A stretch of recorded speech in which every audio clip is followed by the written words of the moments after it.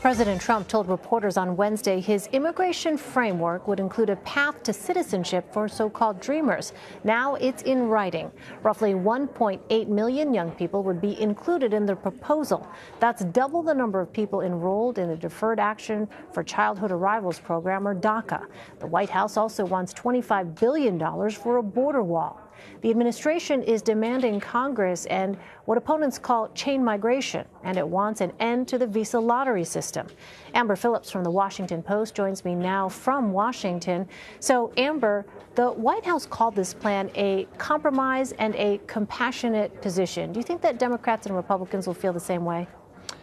It's tough to tell, Elaine. There is something in this bill for everyone to love and a lot in this bill for everyone on both sides to hate. On the surface, it's a major concession to Democrats. The Trump administration is proposing to give a path to citizenship to even more dreamers than are even in the program right now.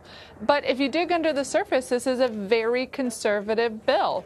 $25 billion or so for Trump's border wall is a non-starter for many House Democrats, including House Minority Leader Nancy Pelosi. He wants to severely cut legal immigration. One immigration advocate told my colleagues at the Washington Post it's like taking a wrecking ball to the Statue of Liberty. So there's likely to be a ton of resistance on all sides. The question is there enough good for conservatives and for liberal Democrats to outweigh the bad?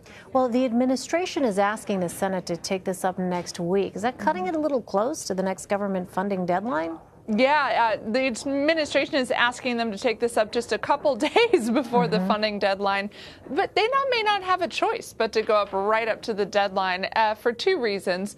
A significant number, I should say, of Democrats in the House and Senate have said if there's a long-term spending bill ready to vote on by February 8th, which is this deadline, they're not going to vote for it unless there's a deal for immigration. In addition to that, to get out of the shutdown, Republican leaders in the Senate last week promised some kind of vote, or kind of sort of promise. It's open whether they actually wrote it, in blood about having a vote. But there's kind of sort of agreement to have a vote on an immigration bill by then. And if there isn't, by this funding deadline, Senate Majority Leader Mitch McConnell said, okay, we'll have an up and down vote on just a plain, do we protect these dreamers from deportation plan? So they may not have a choice but to push it. Yeah, and I think I misspoke. I said next week. It's actually February 6th is what the White House had said.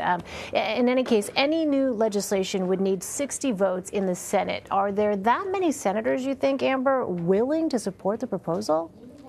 It's not clear. That's a good question. It depends what proposal comes out of this. A lot of the core group of moderate Republican Senate Democrats trying to come up with something think that there are 60 votes. But as Senator John Cornyn, a Republican from Texas, who's part of that core group, said today, the more you start to add on things, the less likely you are to get a majority, 60-vote majority to pass this kind of bill. And that's one of the problems with this Trump administration proposal, is it adds on a lot of extra stuff that gives senators a lot more reasons to fight with each other and potentially not vote for this. Well, this is all coming out as President Trump is getting ready to give a keynote speech at the World Economic Forum in Davos, Switzerland. Do you think, Amber, there's any chance that immigration reform will work its way into that speech?